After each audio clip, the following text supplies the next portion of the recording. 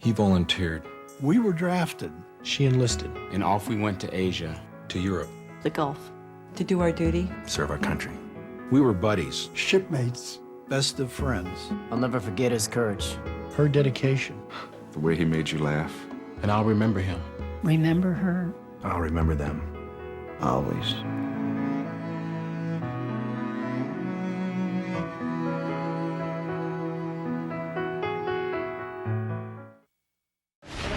And some soldier stories on this Memorial Day. A filmmaker's race against time to capture their memories of war.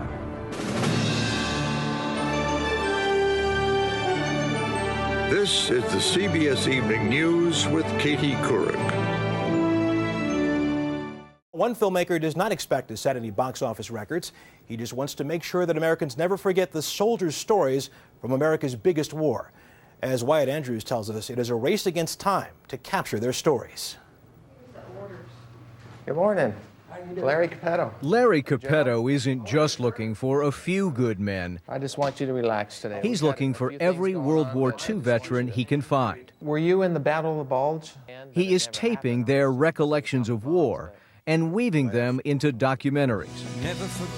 5 films so far, all of them on World War II. We had a job to do and we were doing it. By God, we went out there and did it. And in all of them, these voices, the voices of the vets themselves, tell the story. Death was there on the beach. You could smell it. There was only 3 of us left in the entire company, or 250 men. Many of the veterans are reliving a personal hell for the first time. Everything was gone. This veteran's twin brother died beside him. I should have died with him. I wanted to die. I really did. Just my life had ruined.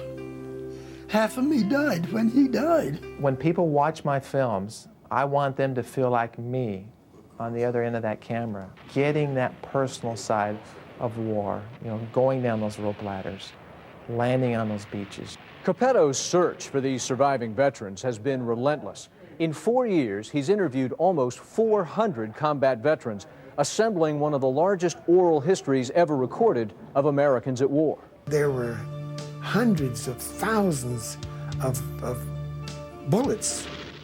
One of the most compelling of those stories came from D-Day veteran Lewis Johnson, a Navy vet who manned a machine gun as he landed on Omaha Beach. It was the worst day of my life.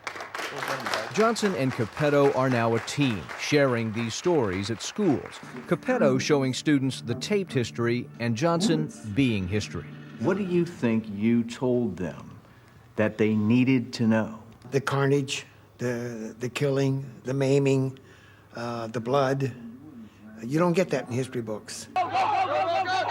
After 4 years in Iraq, America has lost 3,300 lives. But on D-Day, there were 3,000 killed within hours. For the students, the enormity of that sinks in. It's like you relive the event with them. To know that so many men gave up their life just for us, it gave me a deeper appreciation. Okay, Joe, right in the camera. Go ahead. As he tapes these interviews, Capetto asks these veterans to salute, and they don't hesitate. He believes it's more than patriotism. When I see those veterans salute, that's what I feel like. I feel like they're saying goodbye. They've done their service to our country. On Memorial Day, we honor those who have died for America. But Capetto isn't waiting for death. Interview by interview, The night before you went in on D-Day, where were you? And he's honoring these veterans right now. Do you consider yourself a hero? No. Wyatt Andrews, CBS News, Monroe, Louisiana. And that's the CBS Evening News for tonight. I'm Russ Mitchell in New York. Katie's back tomorrow night, and I'll see you first thing tomorrow on The Early Show. Enjoy the rest of your holiday. Good night.